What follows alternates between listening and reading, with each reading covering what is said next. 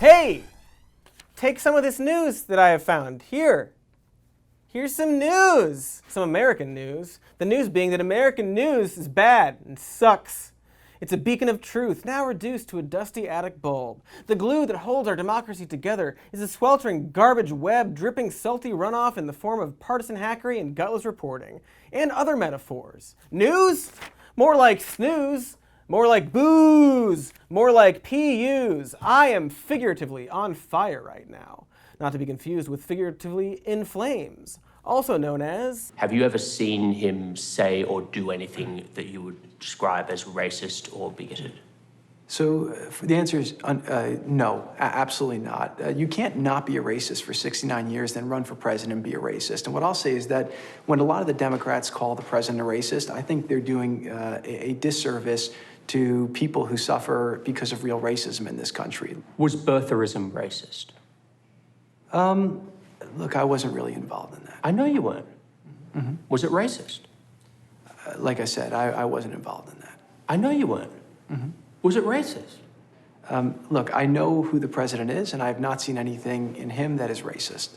So again, I was not involved in that. Did you wish he didn't do that? Like I said, I was not involved in that. That was a long time ago. The other issue that often gets brought up in this conversation is that he campaigned on banning Muslims. Would you describe that as religiously bigoted?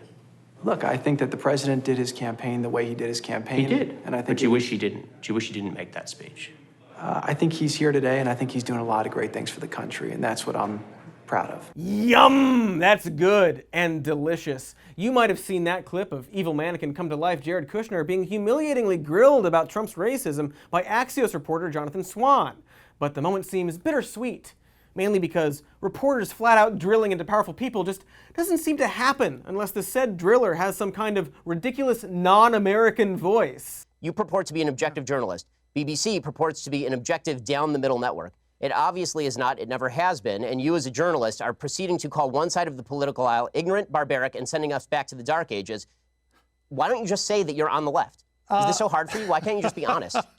Mr. Seriously, Shapiro, it's a serious question. Mr. Shapiro, if you only knew how ridiculous that statement is, you wouldn't have said it. Hey, it's my best friend Ben. Remember that? We talked about it for a long while, not too long ago. At first glance, it almost seems like people from un-America are way better at holding US politicians and pundits accountable for their amazing horse shit, which might explain why there's probably a British journalist hiding under your bed right now.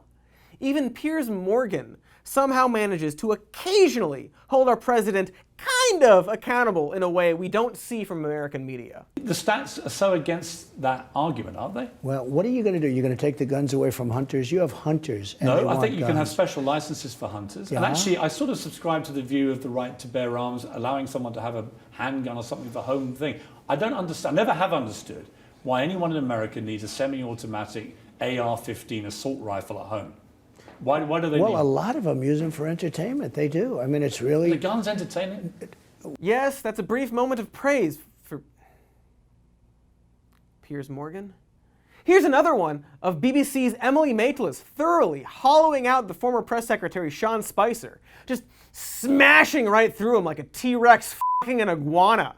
And like a reptile love that knows no size restrictions, it is beautiful. I wonder why you didn't stand up to the president in the first place and say, you're wrong about those crowd numbers. With respect, sir, you're wrong. I mean, that would have saved your skin straight away. She used the term alternative facts. She was introducing a second version of the truth. How dangerous was that? My point is, it became a joke. It became something that defined you. You joked about it when you presented the Emmy Awards. But it wasn't a joke. It was the start of the most corrosive culture. You played with the truth. You led us down a dangerous path. You have corrupted discourse for the entire world by going along with these lies. With all due, I'm sorry, Emily. You. So what's happening here? Well, to be fair and also balanced, a word we're actually going to get around to, it isn't to say that America doesn't have its share of truth zingers. Axios is, after all, an American show on HBO. Plus, for every clip you can see of Sean Spicer getting Britishly dismantled, there's an equally fun American version. What I said on that. Hold on. Listen. Hold on. Because was that true or was that not true? What I said was the totality of the people who watched it online and everywhere. No, you didn't. We all heard what you just said. You said ever, including in person. In person or around the globe. Both. Right, both combined. No. No, should I look? In person and around the globe. Correct. So was that true or wasn't? Witness an So inauguration. you're still standing by it? No, I'm saying that I could have done that a heck of a lot better. But the point is that what we were conflating was the number of people standing in one position versus what I was trying to do, and admittedly not well. Like I'm not sitting, but and not truthfully. But no, the number of people who watched it live on Twitter. Hold on. You know what? Look. Hey, good job, lady who defended blackface. Maybe American media isn't that bad at calling bullshit, but to be balancer than previously balanced, maybe a fired Sean Spicer isn't exactly a hard target, considering that he was perpetually rolling under the long line of buses his former boss threw him under. Like, we could all probably take turns twisting his nipples for a Super Bowl halftime show and get an overwhelming cheer from all sides of the aisle. My point is that there is something at play that makes it harder for American media to hold fools accountable. So what are those things? And why do they make Cody so angry? Let's break it down with three main problems, jumping right into the first one, while also saving the best for the last thing after this current sentence I'm saying. Local news is the foundation of bipartisanship. Oh, and also dying. The fact that newspapers, and more specifically, local news companies in general, are slowly dying is both depressing, seemingly unavoidable, and obvious to anyone paying attention. You know, like how our Earth is also dying. It's like that, but with the truth. Except it isn't obvious, because as Pew Research discovered, 71% of Americans think their local news media is doing well financially. Something that is wrong. Very wrong. Very, very wrong. While there's a whole lot to say about that in terms of how it encourages local corruption, I'd much rather focus on something we tend to take for granted, which is that local TV is watched equally by both liberals and conservatives, who tend to trust it more than anything else. And why wouldn't you trust it? If the media company is local, then it's filled with people who know the hardships of that specific area. You'd trust a local restaurant or farm to make a good burger more than a fast food chain, right? And while there's certainly a place for both, imagine if your entire town was made up of only Taco Bells and Burger Kings. Not just as restaurants, but like, if your kitchen was just a Taco Bell and a Burger King, which I know would be pretty cool at first, up until you've had your 50,000th beefy Fritos burrito. Still, the first 49,999 would be awesome. I'm getting distracted. The point here should be clear, in that you're never going to see CNN cover the mayoral race of a suburb in middle America, unless that mayor is a cat. In fact, as more local newspapers die out, studies have found that fewer people run for mayor, which probably, explains why some places are down to half-feral creatures with visible anuses. Ani? Anuses. And as people get less involved in small-town affairs, it actually adds up to national problems. For example, there's a study that found that factories and plants actually have less toxic emissions if they are near a local paper that can hold them accountable. Something that will be getting rarer, as one Duke University study found that 1 in 5 towns do not have local news. Hey, did you know that local news stations used to have in-depth documentaries? Like, here's a half-hour one from 1990 just about the pollution in one North Carolina river that actually pushed local politicians to change their policies. And while these still exist to an extent, they are going extinct. Because of all the things I've already said. Oh, but here's the thing I haven't said yet. A decrease in local news makes voters far more polarized on party lines, which is something that should piss off both Republicans and Democrats. After all, if you hate Fox News or MSNBC for being politically slanted, it's partially because they are designed for a much larger demographic of people. Again, it's Taco Bell versus Burger King, Pepsi versus Coke, Disney versus... Point is, it's two giants attempting to win the favor of millions of people, as opposed to a local station simply calling out the bullshit right in front of it. It is super bad, because as we moved to digital, it meant that even local papers had to catch up, resulting in a situation where less than 1/5 of local content is even about local news. And sure, this is a problem in the UK as well, and pretty much everywhere. But America is huge, and therefore hit the hardest by this problem. This is why Fox is the most watched news station in the country. Not because the majority of Americans are watching it, but rather that it's the only station selling a specific and hyper-partisan narrative. Meanwhile, the rest of America is split between multiple sources. While Fox had 3.6 million people watching in 2018, that's only a third of those watching CBS, NBC, and ABC combined. So imagine if the people watching Fox, and really any major station, instead watched their local news. Now, ignoring that a lot of those local news affiliates are owned by Sinclair Media, who force many to run segments praising the president, but ignoring that, watching more local news would mean a way larger amount of reporters and personalities would be influencing much smaller pockets of America, instead of one loud Nazi guy. Oh, toucan coral, you piece of shit. This actually brings me to the next point, because while Fox News is clearly a problem, desperately trying to not be Fox News can also be problematic. What I mean is, while Fox has no problem with being a safe space for those conservative snowflakes sipping on their gallon-sized Chick-fil-A lemonade, other mainstream media are undergoing a weird crisis in the face of an obviously bad president. Mainstream media is obsessed with being, quote, balanced. Fun fact, according to a survey of 636 articles from the New York Times, Washington Post, Los Angeles Times, and Wall Street Journal, between the years 1988 and 2002, the media gave an equal amount of coverage to climate deniers as they did the scientific consensus. In other words, their effort to be balanced was actually incredibly unbalanced, giving way more exposure to a fringe and very wrong belief as if it were equally valid. And while we've since gotten a bit better at covering climate change, it kind of makes you wonder what new and fun things the media is trying to be balanced in their coverage about. You know, like all the Nazis that just a few years ago were being covered as the hip new bad boys on the right, despite being Nazis. But surely we've come away from writing doting essays on Richard Spencer and allowing him a national spotlight, right? Like, no? The answer is no?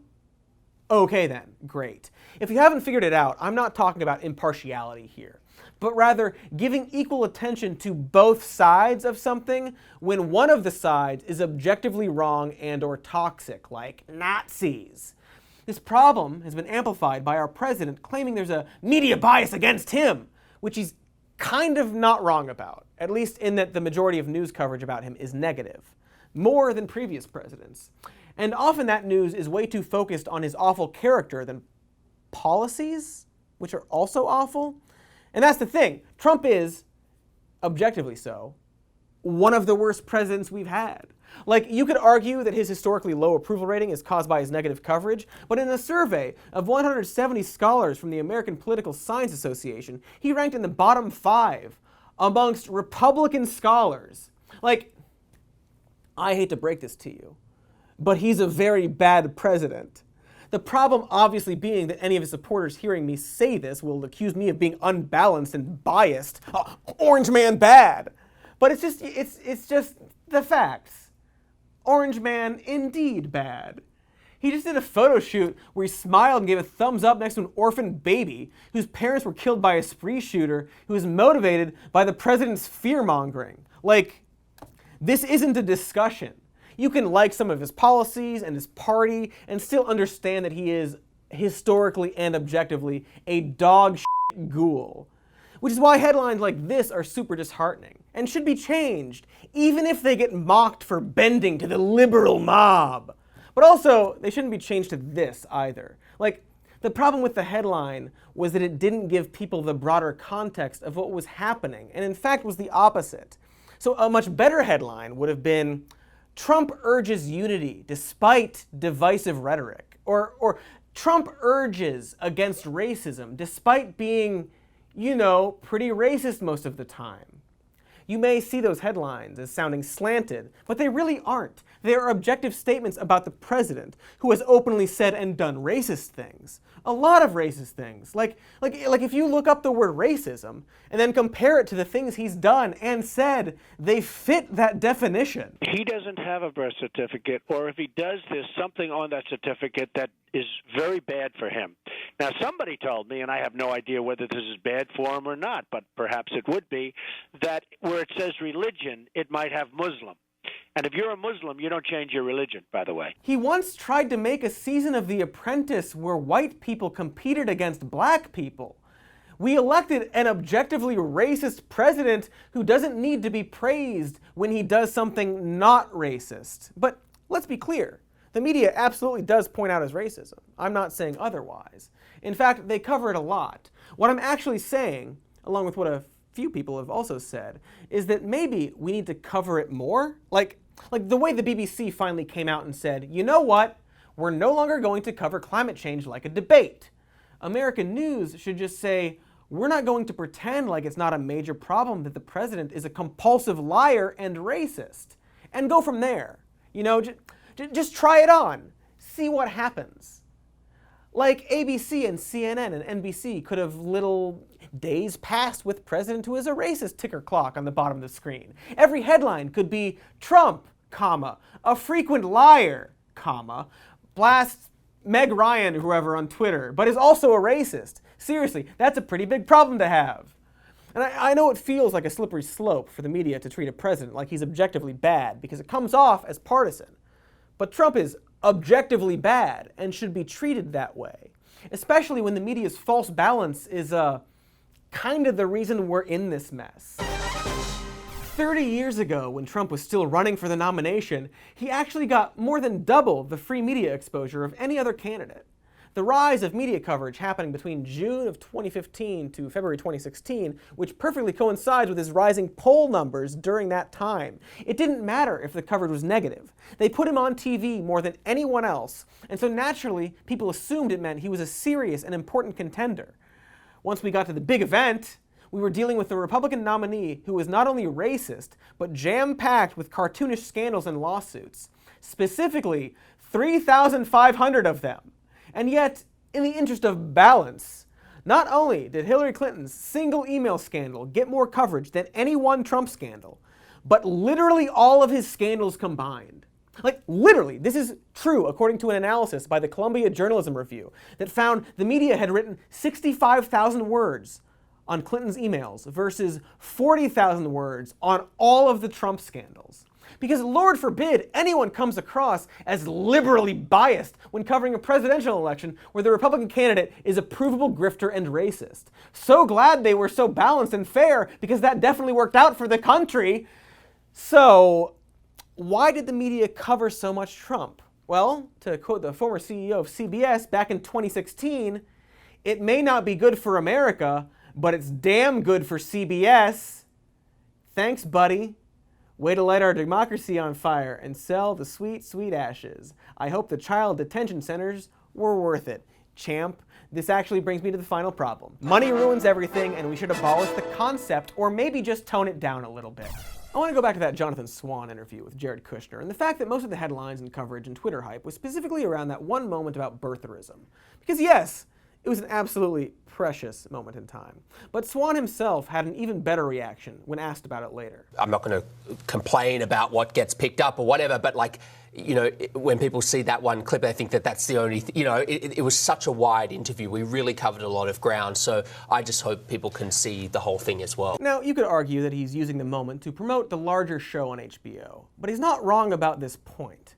That interview with Kushner is filled with even more moments like the one so widely shared. Moments that we should also be watching and keeping inside of our brains in the form of memories. Memories that we can use to make decisions later when we vote about things. Look, I'm not here to be trusted. I'm here to... Well, you are, frankly. I mean, to look at it from their point of view, and you're a businessman, you always look at things from their view. You've got 3 Orthodox Jews on the negotiating team. 2 of you have, at different points, funded settlements, Jewish settlements in the West Bank. You've got the actions you've taken so far, moving the US Embassy in Israel to Jerusalem. You've cut all aid to the Palestinians. including hospitals in East Jerusalem, and you've shut down the Palestinian diplomatic office in Washington. I mean, can you not see why they might not want to talk to you and that they might not trust you? Right, so there's a difference between the Palestinian leadership and the Palestinian people. How many conversations have you had with Mohammed bin Salman about the murder of Jamal Khashoggi? Yeah, again, the discussions I have with whether it's individual Palestinians or with world leaders or with other people, I keep those discussions to myself. The people who need to know about them in our government it's related to the jobs that they're doing, they know about those discussions. But again, those discussions stay private. But since we're dealing with internet news that is focused on what's trending and clickable, all of that fell to the side. And it makes sense that Swan would be bothered by that, considering what happened to him last year when he interviewed Trump. On immigration, some legal scholars believe you can get rid of birthright citizenship without changing the Constitution. With an executive order. Exactly. Right. Have you thought about that? Yes. Tell me more. Because of that flubbed question, he was accused of seeming supportive of Trump's idea to terminate birthright citizenship. And that accusation completely overshadowed the rest of the interview, which had some pretty powerful moments in it. Conversely, I think if you were, from what I've observed from the more successful interviews of Trump, if you approach him on the ground at which he's comfortable, and then, you can ask something tough on the back of that. You've got fervent supporters. They love you. They listen to you. Enemy people. They like me more and because boom. of that. They like you more, but what happens if all of a sudden someone gets shot? Someone shoots one of these reporters? Is that, but honestly, I don't think you think we're the enemy of the people, do you? I don't. But if you gave me false reports, I would say that's not a good thing for our country. But don't you worry at all? I mean, you are like the most powerful man in the world, and if you say that word, enemy, I think I'm doing a service. When the scandal broke, someone at Axios leaked the company's Slack channel, which features Swan making this exact same observation. Despite the interview containing a ton of relevant information about our president, the media obsessed over this goofy smile he did instead, because that's what was getting more clicks. In other words, for better or for worse, Swan, a man who grew up in a household of Australian journalists, didn't like the idea of pulling only the most headline-inducing parts of his interview. And while my mind-reading abilities don't extend to other countries, his frustration might have something to do with how the media works in his country. Specifically, that while they do have several commercial networks, the Australian Broadcasting Corporation is a channel that only gets its funding through the government and contains no advertising. It's also just as watched as the other stations, unlike PBS, which now has ads. Of course, the most famous example of overseas and government-funded news has to be the BBC, which operates thanks to a television license that citizens must pay for access. It's basically a news tax, allowing the BBC to avoid commercials. If you're British, then this is a painfully obvious observation that I am bringing up right now. It's also something we desperately need in this country. Not necessarily a federally funded news channel, but rather a source of news that doesn't give a shit about having to compete financially. You can see just how important this would be when looking at how we've been covering climate change over the years. As MSNBC's Chris Hayes once pointed out on Twitter, climate change is a ratings killer. His tweet prompted a climate scientist to reveal that she had been bumped from one of Hayes' shows twice for this specific reason. So in other words, no one wants to rock the boat or cover something that isn't going to get a lot of views. We can attack Sean Spicer all we want after the fact, but we best not be rude to the president lest he revoke credentials, because no access means no ratings. Meanwhile, British media and politics tend to be more cynical, less party devoted. And that's probably, at least in part, because they don't have to worry about upsetting the rich people. Oh, won't somebody please think of The rich people. And that brings me back to that Jared Kushner interview, which premiered on Axios, which is American-run and airs on HBO. Its co-founder has publicly expressed his heavy dislike for the clickbait nature of digital media. In other words, much like the BBC, Axios isn't funded by commercials. It doesn't have to worry about maximizing clicks or losing sponsors as long as people are paying for HBO. Much like how people pay for a TV license. It's almost as if, perhaps, more streaming companies should get into the news business. Like, just saying it out loud, it feels extremely wrong. And it doesn't change it being corporately owned media and a big problem in a lot of ways, which we've gone into on this show. But it's absolutely something that companies like Netflix are considering and might be really helpful for. After all, remember how hard-hitting network documentaries are dying?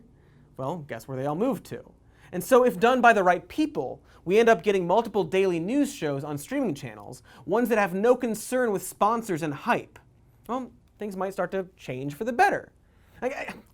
What I'm saying is, hit me up on Twitter, Netflix, and take me into your warm arms, you corporate monsters.